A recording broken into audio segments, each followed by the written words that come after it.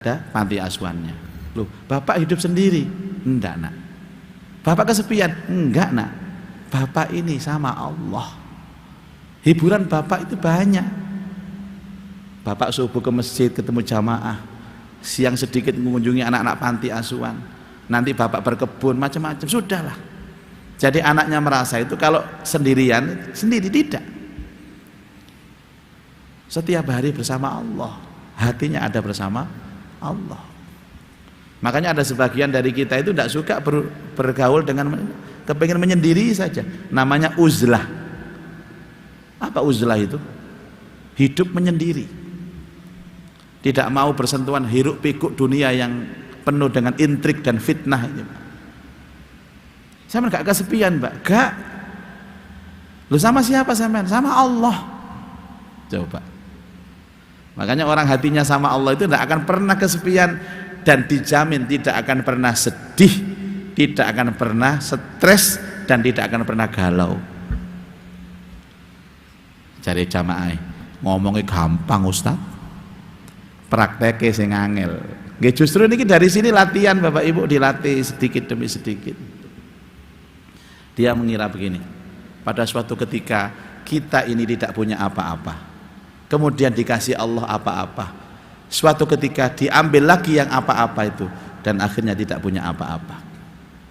Dulu belum punya istri, nggak punya, kemudian dikasih Allah istri, punya istri, istrinya meninggal dunia, nggak punya istri lagi, selesai.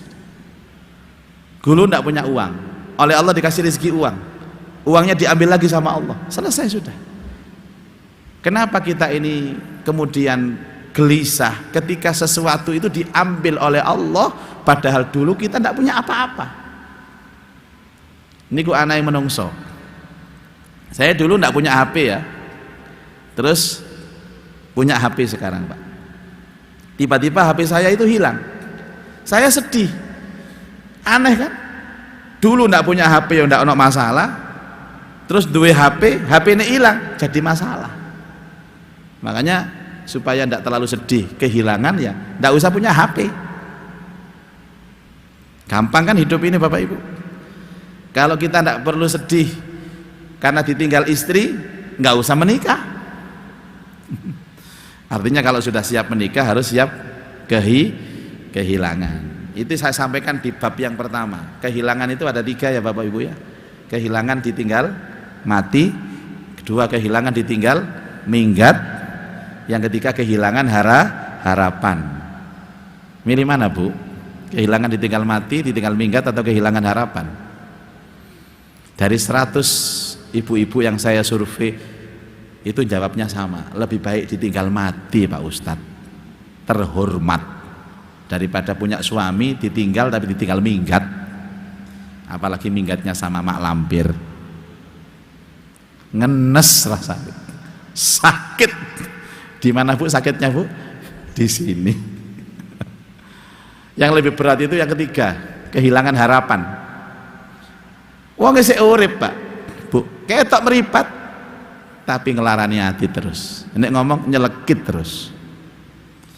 Makanya kalau ibu-ibu itu punya suami yang seperti ini, biasanya dilihat waktu tidur wajahnya Bu, dibatin. Kok gak mati ya Pak sama niki Pak?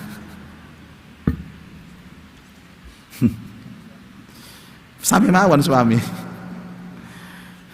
Kalau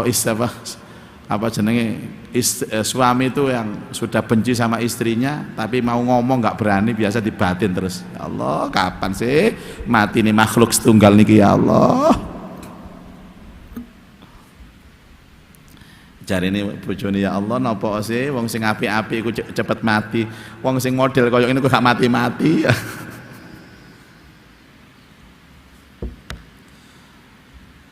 Saya lanjutkan Bapak Ibu sekalian. Wa man tawahhama, dan barang siapa yang yakin, annalahu, sesungguhnya baginya, aduwan, ada musuh, a'da min nafsihi, yang lebih musuh daripada dirinya, qallat ma'rifatuhu bi nafsihi, maka sedikit sekali makrifatnya terhadap dirinya sendiri.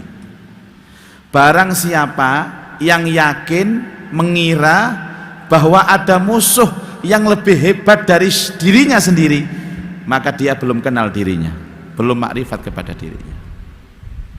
Maksudnya apa Bapak Ibu? Berarti musuh yang paling berat itu musuh siapa? Kita sendiri. Musuh yang paling hebat itu siapa? Kita sendiri, bukan orang lain. Bukan orang lain. Cuman kadang tidak sadar. Saya ini membina anak-anak yang akan dikirim ke MTQ Nasional besok Bapak Ibu, bulan Oktober, di cabang Hifdzil Quran. Saya tanya kepada mereka, kalian tahu musuh kalian, pesaing kalian di lomba ini adalah diri kalian sendiri. Diri kalian sendiri. Jadi kita ini punya musuh Bapak, ya diri kita sendiri yang paling berat. Maka orang kalau sadar bahwa dirinya adalah musuhnya, dia akan hati-hati, dia akan waspada. Banyak orang tergelincir itu bukan karena orang lain Bapak Ibu, karena dirinya sendiri.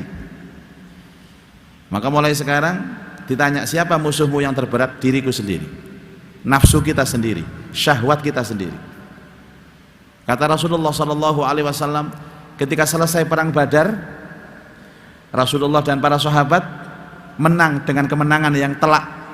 313 umat Islam bisa mengalahkan 1000 orang musyrik. Dan ketika pulang Rasulullah mengatakan kepada sahabat, raja'na min jihadil asghar ila jihadil akbar. Kita ini pulang dari jihad kecil dan akan menuju jihad yang besar. Sahabat heran, Rasulullah, kita baru saja perang besar loh ya, melawan 1000 orang. Kenapa Anda mengatakan ini jihad yang kecil dan katanya ada jihad yang besar? Apa jihad yang besar? Jihadun nafas, melawan diri sendiri, melawan syahwatnya sendiri, melawan nafsunya sendiri. Masya Allah Bapak Ibu. Makanya kenapa kalau hari Senin, Kamis kita disuruh puasa ini, kenapa Pak? Untuk perang dengan diri sendiri. Puasa ini kan disebut dengan jihad. Semuanya ditahan, ya. Mulai makan ditahan, hubungan suami istri ditahan, pandangan yang maksiat ditahan, semua ditahan. Jadi perang melawan hawa nafsu. Makanya orang-orang tirakat itu banyak, selalu tirakatnya itu 2 Pak. Kalau tidak puasa, bangun malam. Dan kalau panjenengan bisa mengamalkan 2 ini, maka pasti dia menjadi orang yang mulia. Tidak ada orang yang paling mulia kecuali dia melakukan amalan yang disebut puasa dan sholat malam. Gandengannya itu Pak. Kenapa Pak? Karena itu ibadah yang paling berat. Sama-sama menahan kenikmatan, sama-sama memerangi syahwat. Maaf, kalau puasa yang diperangi syahwatnya apa? Syahwat perut, syahwat bawahnya perut. Tapi kalau bangun malam itu syahwat mata ini Bapak Ibu. Jadi kita itu diminta oleh Allah untuk sedikit mengurangi kenikmatan kita. Enggak di-loss Bapak Ibu. Bukan Allah puasa itu nyuruh kita itu enggak makan sama sekali Pak. Makan kita. Sahur makan. Buka puasa juga makan. Tapi prakteknya enggak bisa. Sahur makan enak itu enggak bisa. Enggak ada orang sahur terus lahap, itu enggak bisa Pak. Sahur ya sedikit. Nek ana wong sahur kok lahap, ngeragas itu jenenge. Buka puasa juga nggak enak. Buka puasa itu karakternya apa Pak? Walaupun seakan-akan sore hari kita itu nanti akan membayangkan makanan yang banyak, tak pangan kabeh kok 3 piring ya aku ya. Tapi setelah minum air Bapak Ibu, 1 butir kurma saja sudah nggak selera lagi. Jadi masa-masa yang kita syahwat terhadap makanan itu hilang sudah. Kapan masa-masanya syahwat makanan?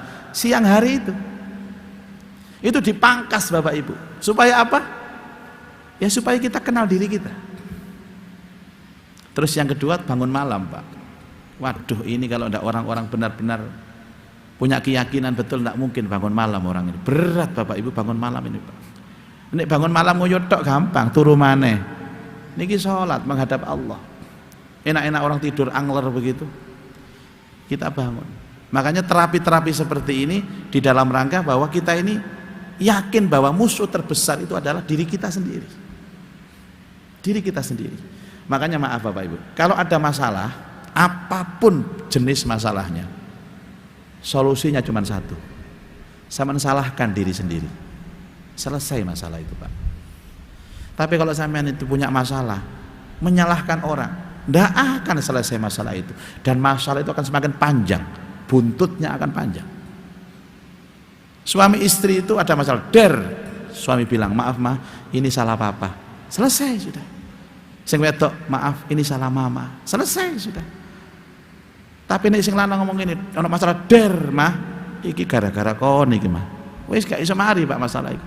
Sing wedok gak gelem kara. Aja ngono Pak. Nek gak krana raimu gak mungkin koyo ngene iki. Dirai-rai bojone. Kenapa Bu?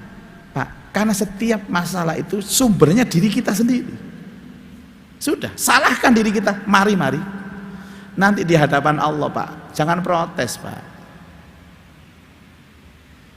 Terus marono kita ditetapkan masuk neraka misalkan, auzubillahi min dzalik, masuk neraka. Si protes saya, ya Allah, saya ini sebenarnya di surga, enggak ada protes sampean. Oh, sudah ada CCTV-nya kok, ada rekamannya kok, enggak bisa. Setiap ada masalah, apapun bentuk masalahnya, kecil atau besar, maka saya yang salah karena musuhnya ada di sini. Tapi kan saya tidak merasa salah loh, wis gak mari sampean. Gak rumangsa salah iku gak mari masalah wis tambah dawa. Nah, itu namanya makrifat kepada diri sendiri. Bapak Ibu, yakinlah bahwa tidak ada musuh yang paling besar kecuali diri kita sendiri. Dan tidak ada penolong dan pelindung yang lebih baik kecuali Allah. Itulah yang disebut pintu makrifat. Ini keterangannya Bapak Ibu, mudah-mudahan bisa dipahami. Dan sekarang kita akan menuju kepada dialog ya. Mungkin dari ini ada yang bertanya, saya persilahkan. Monggo Mas Ghafur.